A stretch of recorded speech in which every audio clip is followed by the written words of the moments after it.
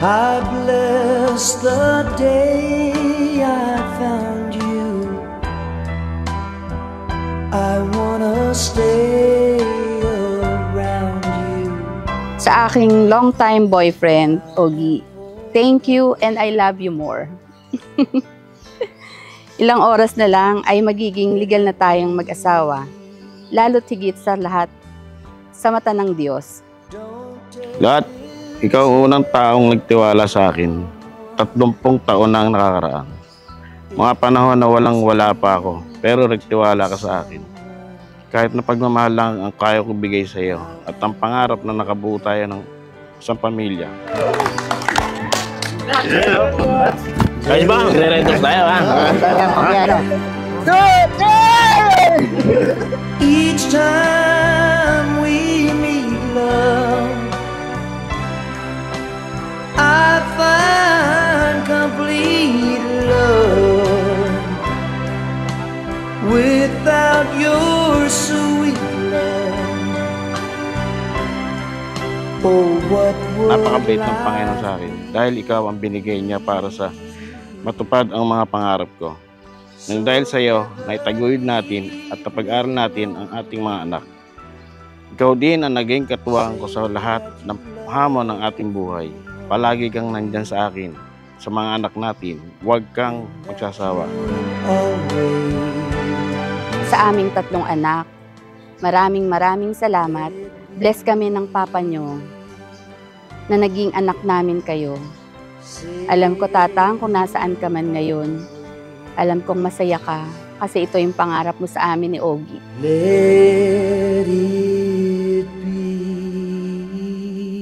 me.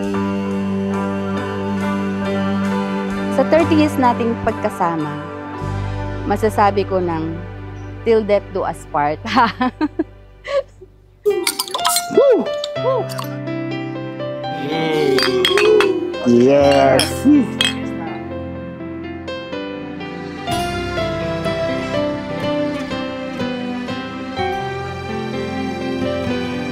Oh, the best!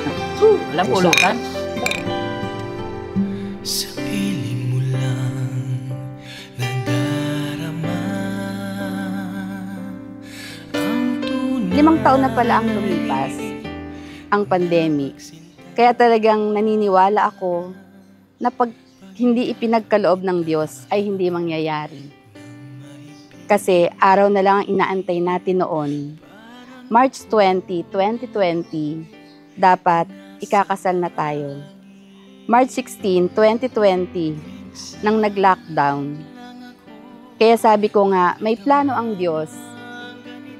Kaya eto na, magli5 taon na, mangyayari na ang ating inaasam-asam na kasal. Thank you! Sa ulitin! Itong aking puso, kailangan kita ngayon at kailangan.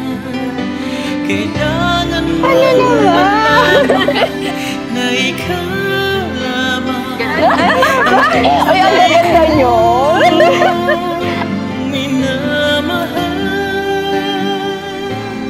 Kailangan talaga ay laging nasa gitna natin ang Panginoon sa lahat ng gagawin.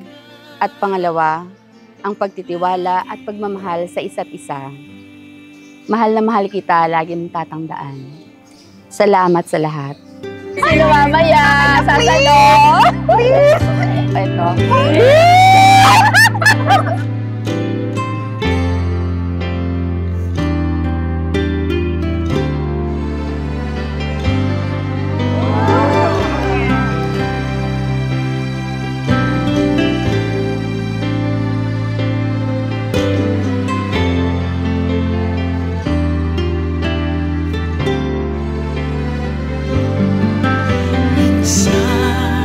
Lang ako nagkadama ng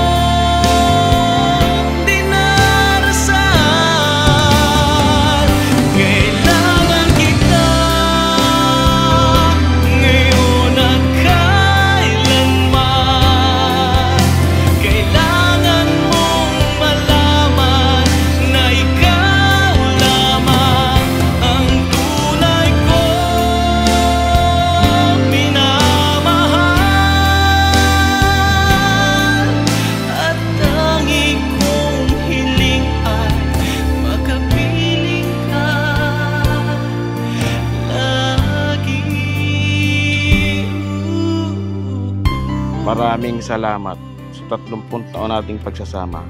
Mahal na mahal kita hanggang sa huling hininga. Ngayon at